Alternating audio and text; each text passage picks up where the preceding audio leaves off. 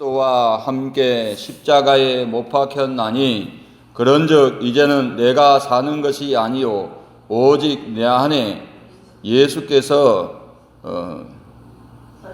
사시는 것이라. 이제 내가 육체 가운데 사는 것은 나를 사랑하사 나를 위하여 자기 자신을 버리신 하나님의 아들을 믿는 믿음 안에서 사는 것이니라. 내가 하나님의 은혜를 패하지 아니하노니 만일 의롭게 되는 것이 율법으로 말미암으면 그리스도께서 헛되이 죽으셨느니라. 아멘. 할렐루야. 하나님을 찬양합니다. 이제 갓 스물을 넘은 우리 신비 같은 경우도 스물을 넘었잖아요. 스물을 넘은 선남 선녀들이 데이트를 하면서 어떻게 합니까? 이런 말을 주고받습니다. 딱 우리가 TV 광고를 보면 내 안에 너 있다. 예.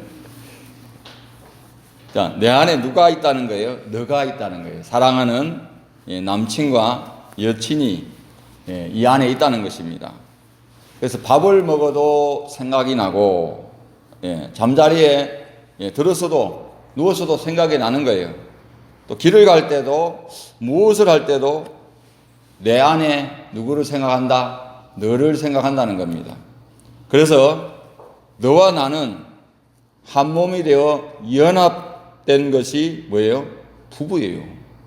부부는 너와 나가 남남이지만은 이렇게 연합해서 한 몸을 이루는 것. 그것을 부부라고 합니다. 이와 마찬가지로 자, 우리 안에 누가 살고 있습니까? 그분이 살고 있어요. 내 안에 너가 있다가 아니고 내 안에 누가 있다? 예수님이 계신 거예요. 자, 그러나 내 안에 예수 그리스도가 계시지만 내 안에서 예수 그리스도께서 행하시려면 어떻게 해야 합니까? 자, 내 생각, 내 마음, 내 의지. 자, 이것을 한마디로 내 전 인격이 십자가에 못 박혀 죽어야 합니다. 바울은 우리가 그리스도와 연합된 관계를 이루려면 내가 그리스도와 함께 십자가에 못 박혔나니 라고 함으로써 십자가에 못 박힌 저와 여러분을 말씀하고 있어요.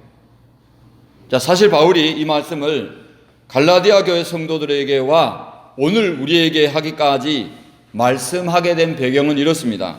11절에서 13절을 보면 2장 11절에서 13절을 보시면 자, 예루살렘 교회의 이 지도자인 베드로는 안디옥에서 이방인에서 개종한 그리스도인들과 식사를 했어요. 자, 우리가 생각할 때는 뭐 이방인과 식사하는 게 뭐 문제가 되겠느냐 하지만 표면적으로는 아무런 문제가 되지 않지만 유대인인 그의 동료들에게는 베드로의 이와 같은 행동은 문제가 있다고 여겼어요. 왜냐하면 유대인들은 할례를 받지 않았거나 율법을 알지 못하는 이방인을 부정한 자로 여겼어요. 따라서 그들과 식사를 함께 한다는 것은 있을 수 없는 일이에요. 그러니까 수치라 생각한 거예요. 부끄럽다 생각한 거예요. 그리고 식사를 하다가 이방인과 식사를 하다가 야고보에서 온 보스파 유대인이 이렇게 오니까 그냥 그 식사를 기피한 거 아니에요. 이건 외식이라. 그러니까 겉과 속이 같아야 되는데 겉은 분명히 이방인하고 유대인인 베드로가 식사를 했단 말이에요. 그런데 야고보에서 온 이 보스파 유대인을 보자 그냥 어떻게 해요? 이것이 부끄러운 일이라고 생각하고 어떻게 해요? 그가 식사하는 것을 기피했다는 것을 오늘 본문에서 우리가 보게 됩니다. 자, 어떻게 보면은 베드로의 이와 같은 행위는 복음에 대한 바른 이해의 부족이든지 아니면 복음의 진리를 따라 바르게 행하지 않은 것이라고 할 수가 있어요. 바울은 베드로의 이와 같은 행위는 14절에 보세요. 14절에 뭐라고 나왔어요? 2장 14절에. 그러므로 나는 그들이 복음의 진리를 따라 바르게 행하지 아니함을 보고 모든 자 앞에서 게바에게 이르되 네가 유대인으로서 이방인을 따르고 유대인답게 살지 아니하면서 어찌하여 억지로 이방인을 유대인답게 살게 하려 하였느뇨 라고 베드로를 이 바울이 책망하고 있는 것을 보게 되죠. 자, 유대인인 베드로가 이방인을 따르고 유대인답게 살지 않으면서 이방인을 억지로 유대인의 음식법과 정결법을 따를 것을 강요한 꼴이 된 거예요. 그렇잖아요? 이상하지 않습니까? 예수 안에서는 차별이 있다 없다? 차별이 없어요. 자, 예수 안에서는 유대인이나 헬라인이나 종이나 자유인이나 남자나 여자나 할 것 없이 다 하나라고 하면서 어떻게 이런 일이 일어날 수가 있느냐, 우리가 한번 생각해 봐야 됩니다. 자, 그것은 십자가의 복음에 대한 바른 이해의 부족 때문입니다. 유대인인 그들은 이방인 그리스도인들이 십자가의 복음만으로는 구원을 받기에 부족하다고 여긴 거예요. 그들은 예수 안에 있으면서도 할례를 받고 율법을 지키는 자만이 참된 하나님의 백성이며 1등 신자라는 우월의식에 사로잡혀 있었다는 것입니다. 그들은 교회 내에서 이방인 그리스도인들을 교회의 구성원으로 인정은 하였지만 자신들과 동등하다거나 같이 음식을 먹을 수 있는 위치에 있다고는 생각하지 않았습니다. 자, 그렇다면 십자가의 복음과 율법의 행위를 따라 사는 것이 서로 모순되는 것처럼 보이고 충돌되는 것처럼 보입니다. 십자가의 복음을 따라 사는 이는 율법을 지킬 필요가 없습니까? 바울은 그것을 지금 말하려는 것입니까? 요한복음 14장의 21절에 뭐라 그랬어요? 나의 계명을 가지고 지키는 자라야 나를 사랑하는 자니 나를 사랑하는 자는 내 아버지께 사랑을 받을 것이요 나도 그를 사랑하여 그에게 나를 나타내라 그랬잖아요. 그러니까 자, 율법이 뭐예요? 하나님의 말씀인 계명이잖아요. 그러니까 나의 계명을 가지고 지키는 자라야 그랬는데, 그러면 바울이 지금 십자가의 복음을 따라 사는 이는 율법을 지키지 않아도 된다는 그런 말씀인가? 네, 그것이 아니라 그 말씀입니다. 자, 본문 2장 16절을 보세요. 본문 2장 16절. 사람이 의롭게 되는 것은 율법의 행위로 말미암음이 아니요 오직 예수 그리스도를 믿음으로 말미암는 줄 알므로 우리도 예수를 믿나니 이는 우리가 율법의 행위로서가 아니고 그리스도를 믿음으로써 의롭다함을 얻으려 함이라. 율법의 행위로는 의롭다함을 얻을 육체가 없느니라. 내가 하나님의 은혜를 패하지 아니하노니 사람이 만일 의롭게 되는 것이 율법으로 말미암으면 그리스도께서 헛되이 죽으셨느니라. 아멘. 자, 그런데 이 말씀을 오해하면 십자가의 복음은 율법을 폐하고 율법을 따라 살지 않아도 된다고 해석될 수가 있어요. 과연 그것을 말씀하려고 바울이 이 말씀을 하고 있는 것인가요? 그것이 아니지요. 율법의 행위가 그 핵심 키입니다. 즉 유대인들은 사람이 의롭게 되는 것은 할례를 받음과 음식법과 정결법을 따라 행하는 것으로만 생각을 했어요. 그리고 이방인이라도 그것을 준수한다면 유대인으로 개종하는 것을 받아들여 왔어요. 자, 그리고 이렇게 율법을 따라 순종하는 행위가 자신들의 선행과 공로로 되어지는 것이며 하나님의 은혜가 아니라 그러한 행위가 의로움이라고 믿어왔던 것입니다. 그래서 그들은 율법을 지켜 행할 수 있다는 교만에 빠진 것이에요. 그러나 율법을 지켜 행하는 것도 중요하지만 율법을 지켜 행하는 과정에서 정의와 긍휼과 믿음을 무시해 왔어요. 마태복음 23장에 보시면 아시다시피 너희가 박하와 해함과 건채와 11조는 드리지만은 율법에 더 중한 바가 뭡니까? 율법보다도 율법을 지키는 것도 중요하지만 율법을 지키는 것보다도 더 중요한 정의, 긍휼, 믿음을 저버렸다는 거예요. 그래서 예수님은 마태복음 5장 20절에서 너희 의가 바리새인과 서기관보다도 더 낫지 못하면 결단코 천국에 들어가지 못하리라 라고 하신 것입니다. 여러분, 베드로가 한 행동을 한번 보십시오. 율법대로 하면 음식법과 정결법은 이방인과 함께 식탁교제를 나누기 전에 그들이 할례를 받고 음식법과 정결법을 따라야 하는 거죠. 자, 그런데도 베드로는 이방인과 식탁교제를 함께 했습니다. 왜 그렇게 했을까요? 베드로가 십자가의 복음에 대한 이해가 있었다는 거예요. 왜? 예수 안에는 다 모든 것이 허물어진다는 거예요.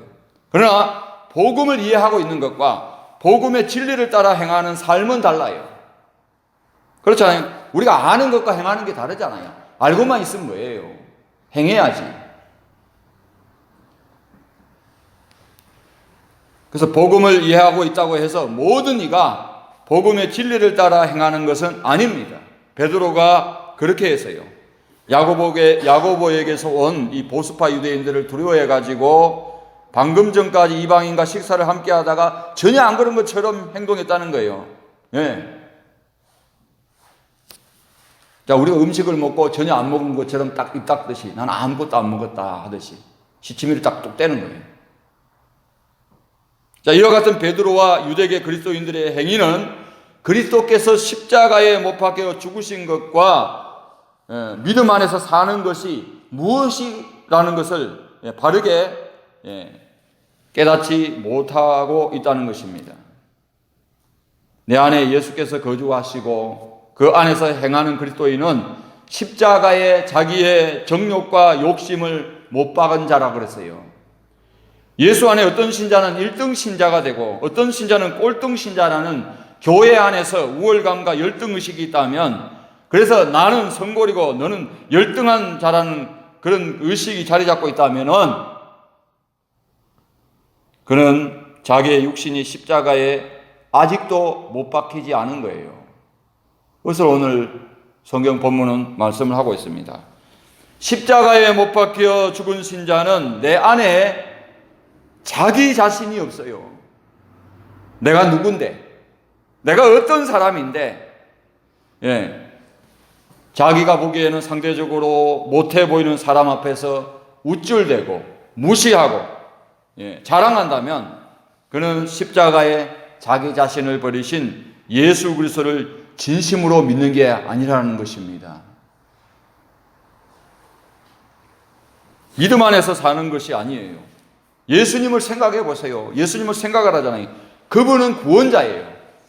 자, 메시아입니다. 뿐만 아니라 온 세상의 주님이 되세요. 영광 받으실 만왕의 왕이십니다. 자, 만약 이런 것을 예수님께서 내세울 수 있는 것을 만약에 버리지 않으셨다면, 그렇죠? 예수님이 이것을 버리지 않으셨다면 그분이 십자가에 자신을 못 박을 수 있었겠느냐 그 말이에요. 생각해 보세요. 예수님이 십자가에 달리셨어요. 아래에서 조롱을 합니다. 네가 그리스도냐? 네가 하나님의 아들이냐? 그러면은 너 자신을 구원해 봐라. 보라, 구원해 보라는 거예요. 옆에 강도도 그럽니다. 야, 예수냐? 네가 메시아냐? 막 조롱을 합니다. 그러면 너와 우리를 구원해 보라는 거예요. 그분은 하나님의 아들이시고 그리스도십니다. 거룩하신 성자 하나님이세요. 도마가 그랬잖아요. 도마가 예수님 부활할 때 그 현장이 없었어요. 그 요한복음 20장에 보면은 예수님이 부활한 중에 도마에게 나타났었어요. 그래 어떻게 합니까? 도마가 믿지를 못하니까 내 못자국을 보고 이 창자국을 손에 넣어보라는 거예요. 이 도마가 의심 많은 도마가 확인을 한 거예요. 그러면 뭐라고 말합니까? 나의 주시며 나의 하나님입니다. 나의 주시며 나의 하나님이십니다. 예수님은 하나님이시요. 그분은 하나님이신데 나를 사랑해서 나를 구원하시려고, 나를 죄에서 해방시켜 주시려고, 나를 지옥불에서 건져 주시려고 십자가로 그 십자가까지 내려오신 거예요. 왕관을 벗으셨습니다. 왕의 홀 대신에 목수의 망치를 잡으셨어요. 양떼의 목자로 지팡이를 잡으셨습니다. 흉악한 강도나 흉악한 죄인이나 지고 가는 십자가를 지고 가셨고 거기에 못 박혀 죽으셨어요. 어떤 분들은 십자가를 목걸이 삼아 이게 가지고 다니고 귀걸이 삼아 가지고 다녀요. 또 어떤 사람은 십자가를 테마로 막 이걸 우리 영화 보잖아요. 예. 물러가라 이 귀신하면서 십자가를 내세우잖아요. 그런다고 귀신이 떠나가는 게 아니에요. 그런다고 내가 예수 믿는 게 아니란 말이에요. 십자가에 목걸이하고 십자가에 귀걸이 한다고 해서 내가 예수쟁이라는 것을 나타내는 게 아니라 그 말이에요. 바로 예수님처럼 십자가로 내려오는 거예요. 십자가는 우리가 보는 지금은 영광이지만 예수님이 십자가에 못 박혀 달리신 그 십자가는 저주고 수치란 말이에요. 저주고 수치. 우리를 위해서 대신 저주를 받으셨어요. 우리를 위해서 대신 고난을 받으셨어요. 우리를 대신해서 살찌기고 피 흘리셨던 거예요. 그래서 십자가는 뭐냐면 내려오는 거예요. 자기 자신을 버리지 않으면 십자가를 질 수 없다 그 말이에요. 그러면 누구든지 그리스도 예수 안에 있는 자는 그 정과 욕심을 십자가에 못 박았다는 말은 무슨 말이냐? 십자가에까지 나를 버리는 거예요.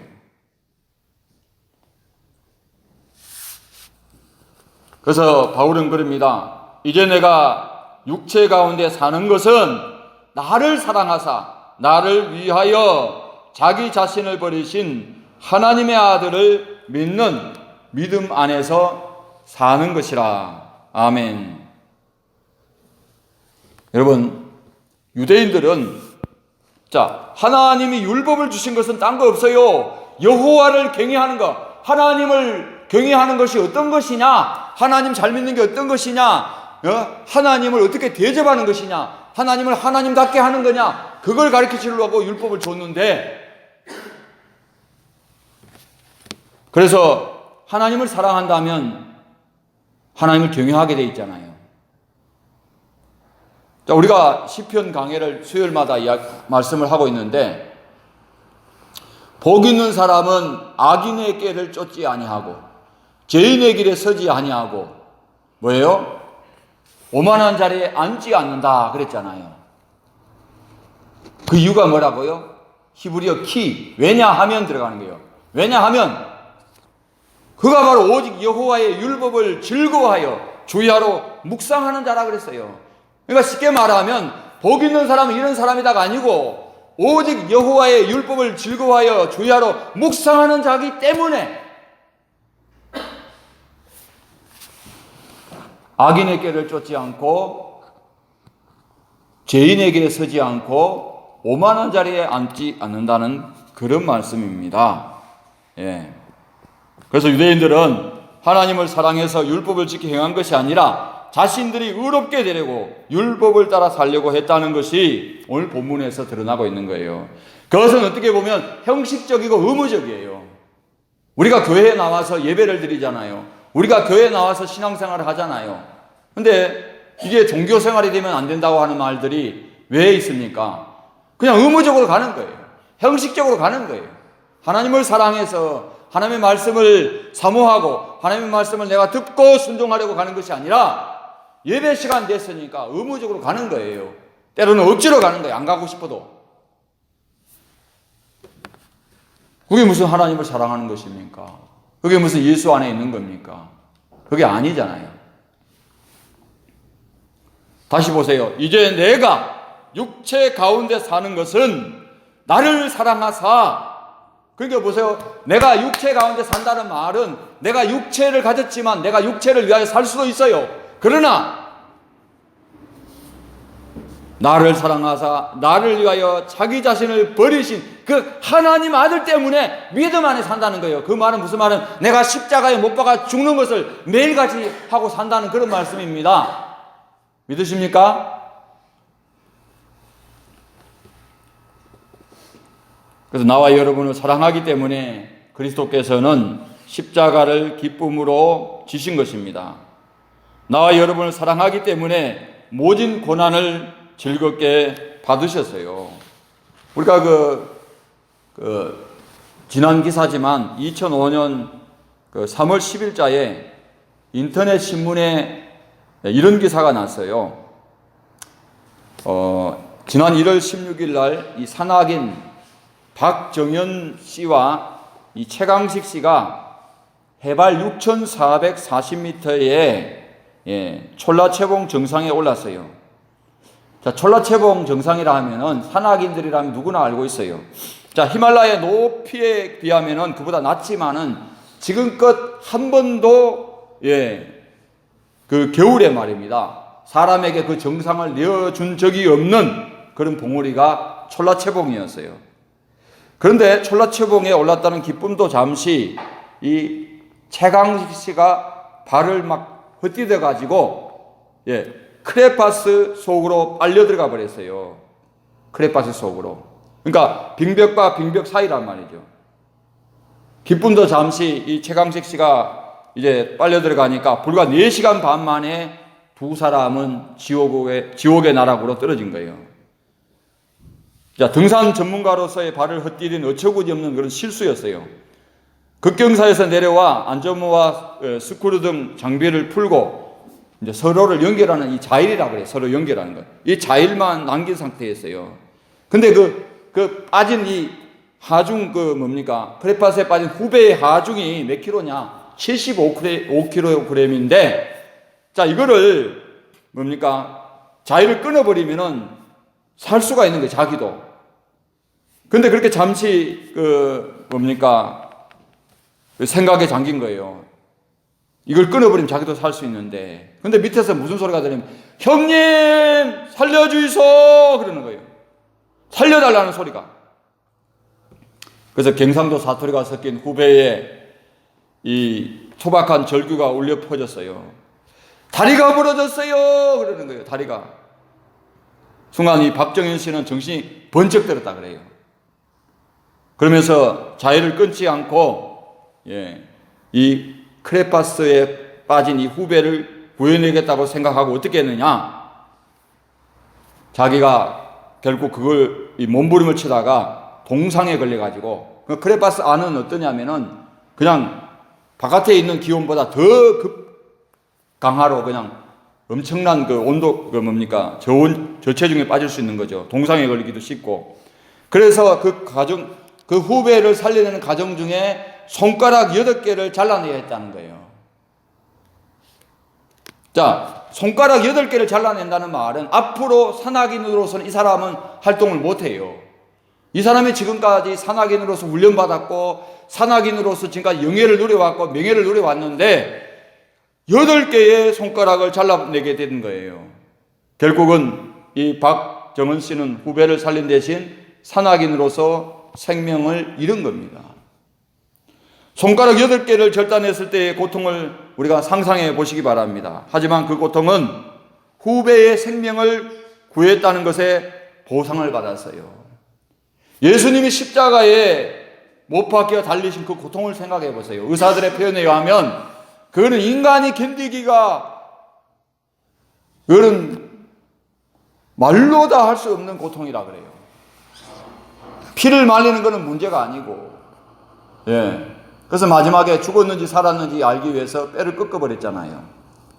근데 다른 사람들은 망치로 이렇게 탁 때려가지고 뼈를 꺾어버리는데, 마지막 죽음을 확인하기 위해서 예수님은 죽음을 확인하고 그냥 창으로 옆구리를 확 찔러버렸잖아요. 거기서 물과 피가 쏟아진 것입니다. 그러므로 여러분, 십자가에 못 박혀 죽는 것은 끝이 아니란 말이에요. 십자가에 못 박혀 죽는 것은 끝이 아니에요. 그리고 십자가에 못 박혀 죽는 것은 아무나 십자가에 못 박혀 죽는 게 아니고 자기를 버려야 됩니다. 자기를. 예수님처럼 자기를 버리지 않으면 안 되는 거예요. 우리가 신앙생활 하면서 왜 사람에게 상처를 주고 아픔을 주고 그러는 줄 아십니까? 내가 누군데? 내가 어떤 사람인데? 교회 안에서까지 직분을 가지고 계급으로 생각하는 사람도 있고, 연합회 장으로서 앉았다고 해서 그냥 그렇게 하는 일도 있어요. 그래서 여러분, 예수님은 십자가에 자기 자신을 버리심으로 온 인류를 구원을 하셨어요. 십자가로 승리를 하셨습니다. 십자가에 못 박혀 죽으심으로 예수께서는 그를 믿는 자 안에 거하시는 거예요. 그러니까 예수 안에 거한다는 말은 십자가에 못 박혀 죽는 자만이 예수 안에 있는 거예요. 그럼 예수님은 그 안에서 행하시는 거예요. 복음의 진리를 우리가 이해하고 있지만 복음의 진리를 따라 바르게 행하는 그 사람이 어떤 사람이냐? 예수님과 연합된 사람이고 십자가에 못 박은 사람이에요. 할렐루야. 이것을 믿으시고 복음의 진리를 따라 우리가 바르게 행하는 우리 그리스도인들이 다 되시기를 예수님의 이름으로 축복합니다. 기도드립니다.